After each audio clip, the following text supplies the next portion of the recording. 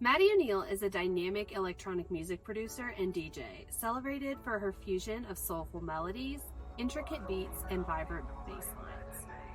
Hailing from Denver, Colorado, her journey in music began with a passion for blending genres and creating infectious rhythms that captivate audiences worldwide. With a distinctive style that blends elements of funk, hip-hop, and electronic music, Maddy has carved out a unique niche in the industry.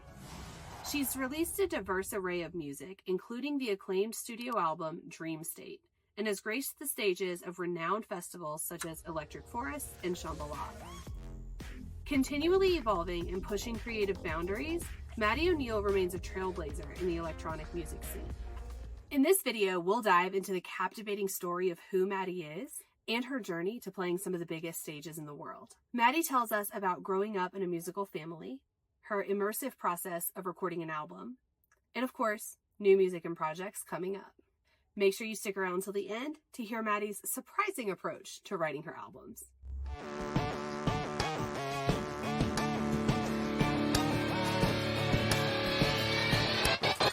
Maddy grew up in St. Louis, surrounded by a family of musicians.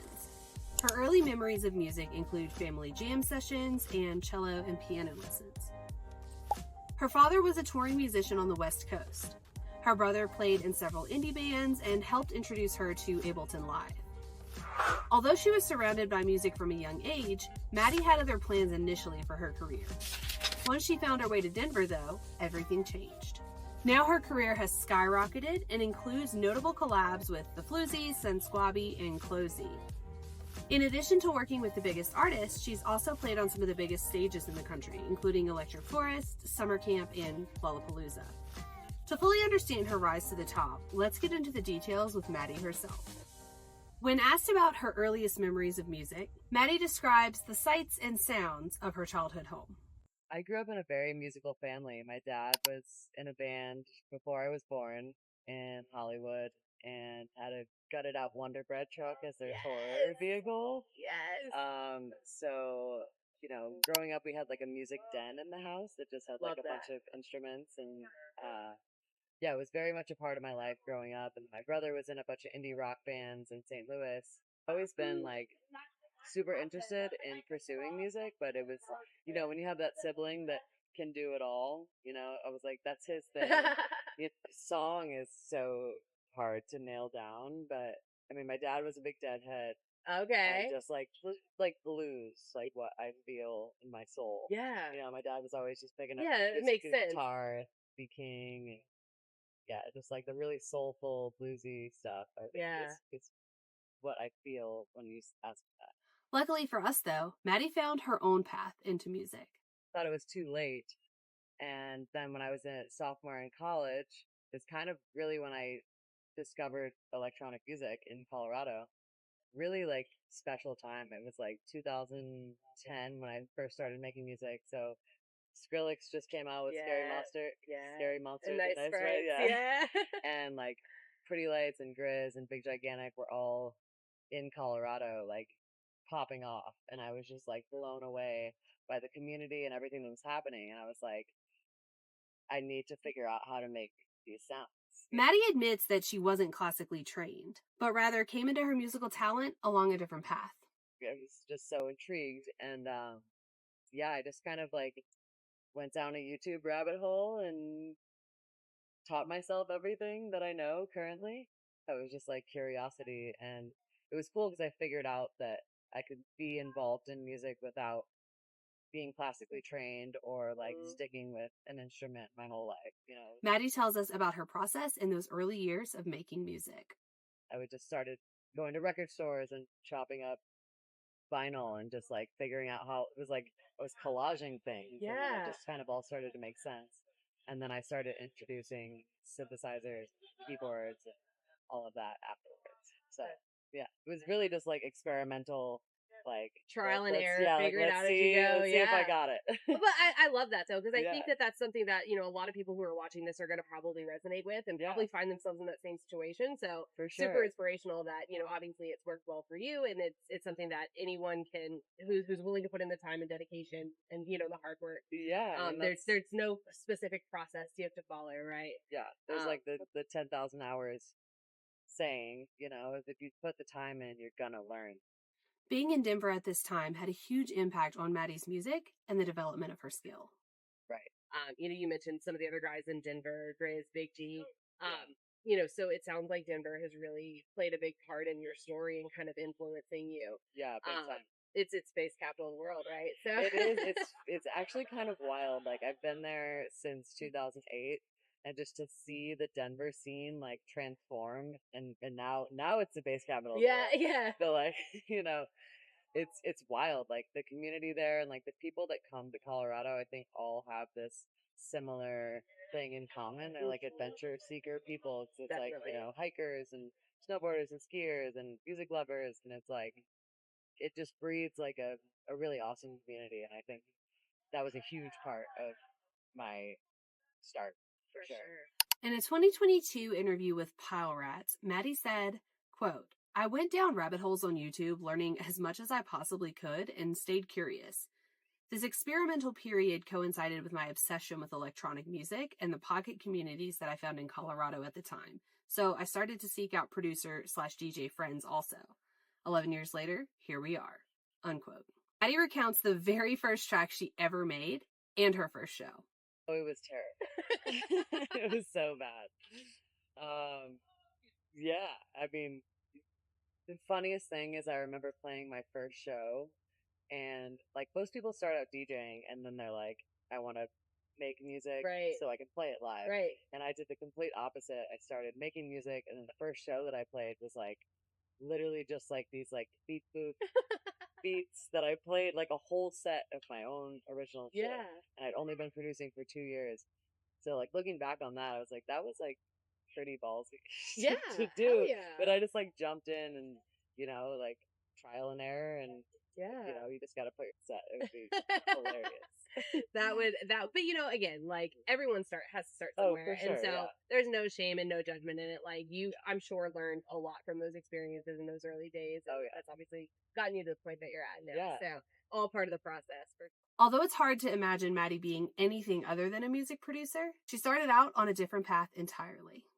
I originally moved to Colorado to go to see Boulder, and I wanted to be a writer. I wanted to be a journalist. Actually. Yeah. Actually shut down the journalism school while I was there.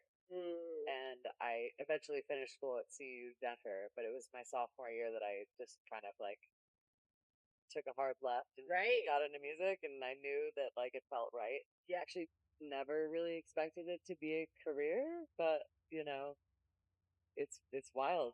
Yeah. To think about all of that shit. Well, and you know, to be perfectly honest with you, like that really resonates with us because we found ourselves in a very similar situation. Like you think your life's going one way. I taught kindergarten for 12 years, like, and here I am now. You know, but exactly. And again, when you find the passion, when you know what you want to do, and you're destined to make it happen, you gotta like listen to what feels good. Yeah, and like really trust that anything is possible. Definitely. So it is. It definitely is. Yeah. Maddy doesn't define herself by a single genre, but she describes her sound for new listeners. Came up in the Pretty Lights world. That was kind of like the first place where I felt like I had a home in my music. And it was, you know, that hip hop sample chopping process mixed with the electronic elements, I think is really where those two things collide. And I feel like I've definitely evolved over the years. Like I've gotten a little bass heavy, and I call it like feel good bass music. It's very melodic, but yeah, that's definitely like. What was it? Dirty, funky bass, but make it pretty, right? Yes. Yes. I was like, how do I describe this? It was so hard to do for so long. Sure. There's so many different influences.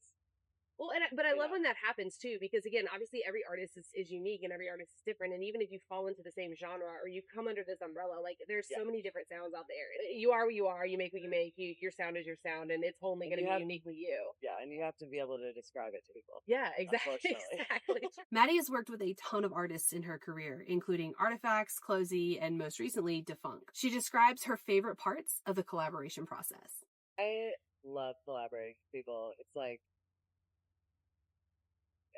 if there's two brains coming together, I feel like it's always going to be better than one.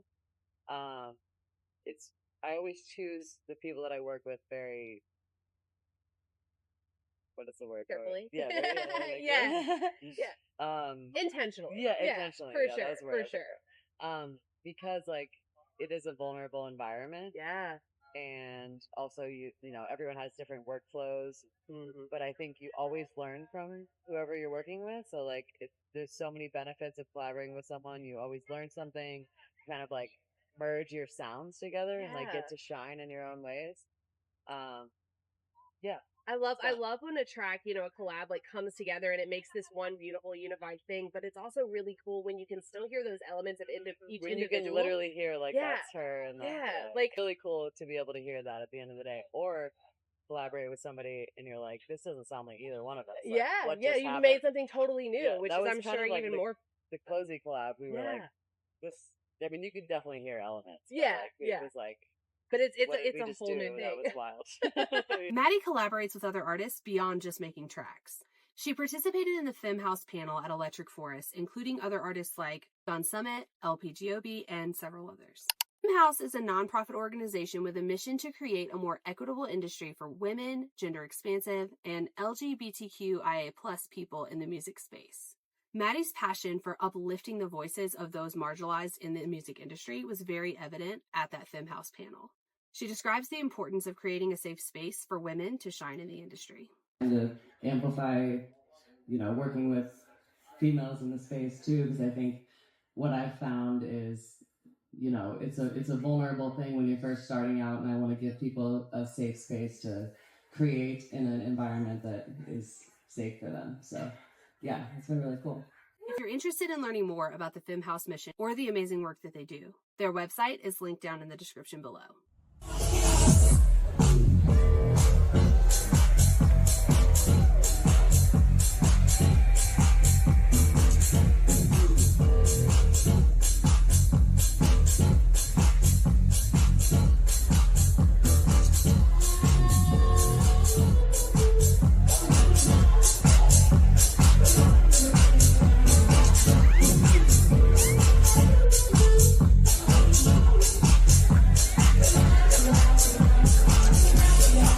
Maddy participated at so many different things at Electric Forest. She explains what it is that makes Forest such a special place. I mean, Electric Forest is kind of up there.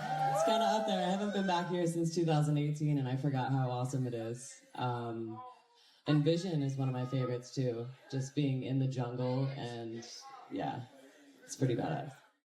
Maddy's had the opportunity to play many other festivals as well, and tells us about her favorites. Summer camp was kind of like my home base festival, kind of like the one that I felt like grew me. Yeah. I did that like 7 years in a row. So are they calling that something different now? Is it Soul Shine Reverie? Yeah. Gotcha. But that was like my Electric Forest. Yeah. Like come up, you know what I mean? But it's really awesome to be back here and remember how magical this place is. So. And yeah, I mean the magic is I think an understatement, you know, for anyone who's not been, it's truly something that you have to experience. Yeah. Working as hard as she does is surely exhausting, but Maddy doesn't waver. In fact, she has some very simple advice about what keeps her going. Always feels like I'm just getting started, and like every day is a new experience, like whether you meet somebody or you have like that moment on stage, or you know, there's just it's that curiosity, you know, it just keeps going. Yeah. And adrenaline is a hell of a drug also. So that's what keeps me going when I'm on a crazy schedule. Yeah. But as soon as, you know, it doesn't matter if I'm like super tired or, you know, where I came from, as soon as I land in an environment like this, I'm just like lit up. At the Femme House panel, Maddy shared her mantra about success and the impact of hard work. I'm definitely proud. And also, like, the mantra is always just like, keep going. You know, if you want something and you go after it and you work hard enough, I think it's possible. Been so many moments in my journey that have kind of, you know, you just have to keep going and trust that there's something on the other side. So.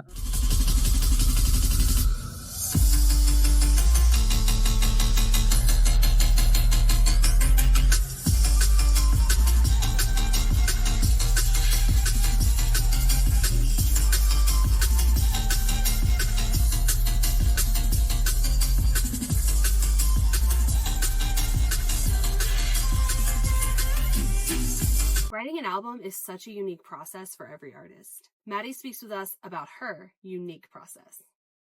So it's really interesting because when I'm working on an album, I don't listen to a lot of music, which is like, it's such a weird thing. I go through like phases of like, I'm like diving in and being inspired by a bunch of stuff. And then when I'm really deep in writing my own stuff, I just like don't. So I've been in like full writing mode. Yeah. Maddy even teases some of the new music from the album, and it's coming sooner than you think. Well, I think I'm going to put out the first single for my album next month. Oh, okay. Like 3 singles into the record in late September. Yes. Okay. So it's almost done. Yeah. I think I got the last vocal track that I needed last night. I was like listening to it in the RV. So yeah, that's exciting.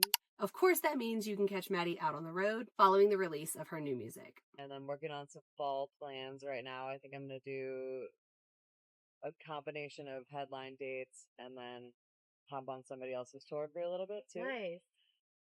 But yeah, I mean, Red Rocks is right around the corner, and Shambhala has been a bucket list of mine forever. Same. I was actually booked in 2020 when it didn't happen. Yeah, sure. And I'm like, okay, cool. What a heartbreak. It's fine. Yeah, I was like, God damn it. So yeah, there's the time has come though. Yeah. The time has come. Yeah. To see the most accurate tour dates, check out Maddy's website, which is linked in the description down below.